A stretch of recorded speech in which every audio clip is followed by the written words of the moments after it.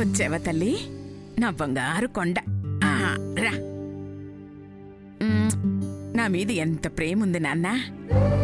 ఎన్ని కలలు కన్నాను, ఎంత ఆశపడ్డాను. ముసలితనంలో ఆ దేవుడు నాకు తోడుగా నా మనవరాల్ని పంపాడని మురిసిపోతున్నాను. నా కొడుకుని నీలో చూసుకుంటూ ప్రశాంతంగా బతికేద్దాం అనుకున్నా. కానీ అంత తలకిందులైంది బంగారం. ఏంటి నానమ్మా, ఏమైంది?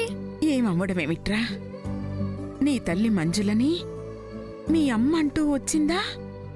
ఆవిడ నిజంగా మీ అమ్మ కాదు, ఎవరో మోసగత్తె. మోసగత్తె అంటే? అబద్ధాలాడేది, మాయ చేసేదిరా. అది మీ అమ్మ కాదురా. మా అమ్మే నానమ్మా. కాదు నాన్న. ఫోటోలో ఉన్నట్టుగానే ఉందిగా. అమ్మ కాదంటావే? కాకపోతే నా కూతురు అని ధరణి అమ్మ అలా ఎందుకు మాట్లాడుతుంది? నేనే అన్నం పెడతా, నేనే పాలు తాగిస్తా, నేనే స్నానం చేయిస్తా, నేనే డ్రెస్సులు వేస్తా అని ఎందుకంటుంది? మా అమ్మే నానమ్మా. అంత నాటకం తల్లి. నాటకం అంటే? నీకు చెప్పడం నా వల్ల కాదు. నాటకం అంటే నాటకమే, మోసం అంటే మోసమే. అది మంజులా అనిపించుకోవాలని యాక్టింగ్ చేస్తోంది. యాక్టింగ్ కాదు నానమ్మా, నిజమే. మా అమ్మే. దీని బుర్రలోంచి అమ్మ అనే మాట తుడిచెయ్యాలి. అది మంజుల కాదని తెలిసేలా చెయ్యాలి. చిన్నదానివిరా, నీకు అలాంటి విషయాలు తెలీవు. పెద్దదాన్ని నేను చెప్తున్నా కదా. ఆమె మీ అమ్మ మంజుల కాదు. నానమ్మ తప్పు. అమ్మని అమ్మ కాదు అనద్దు. అలా అంటేనే ధరణి అమ్మ ఏడుస్తుంది. మనము అంటే ఈ అమ్మ ఏడుస్తుంది కదా. సర్లే నాన్న, స్వీట్ తింటావా? తింటాను. తీసుకొస్తానుండు. దీని ముందు ఏది బయటపడకూడదు. అక్కడికి వెళ్ళి అమ్మ అంటుంది. చెయ్యాల్సిందంతా చేసి దాన్ని పంపించేయాలి.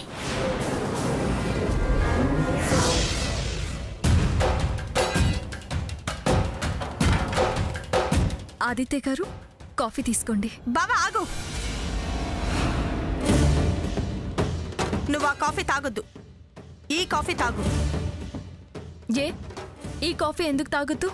కట్టుకున్న దాన్ని నేనుండగా పరాయి ఆడదాని చేతి కాఫీ తాగాల్సిన అవసరం ఆయనకేంటి? వద్దు అన్నా మళ్ళీ అదే మాట మాట్లాడుతున్నావు. నేను కట్టుకున్న దాన్ని. ముందు ఆ స్థానం నాది, నా తర్వాతే నువ్వు ఏదైనా. అందుకే నేనిచ్చిన కాఫీ తాగమంటున్నాను. అది గుర్తుంటే ముందే తెచ్చివ్వాల్సింది. మరి నేనిస్తుంటే తాగొద్దు అనడం సంస్కారం కాదు. నీకు సంస్కారం గురించి మాట్లాడే అర్హత లేదు. ఇందాకే చెప్పాల్సిన పద్ధతిలో చెప్పా. మారకపోతే నేను మారాల్సి వస్తుంది. ఏయ్, నా మొగుడుతో నేను చెప్పుకుంటున్నాను, నీకెందుకు? నా ముందు చెప్తే ఊరుకోను. ముందు నువ్వా నేనా? బావా, నేను నీ భార్యగా చెప్తున్నాను, ఈ కాఫీ తాగు. నువ్వు అలా అనుకుంటున్నావేమో, నేను నిన్ను అంగీకరించలేదు. అంగీకారం తెలిసేదాకా నువ్వు పరాయిదానివే. తనే నా భార్య. ఇలా ఉదాహరణ.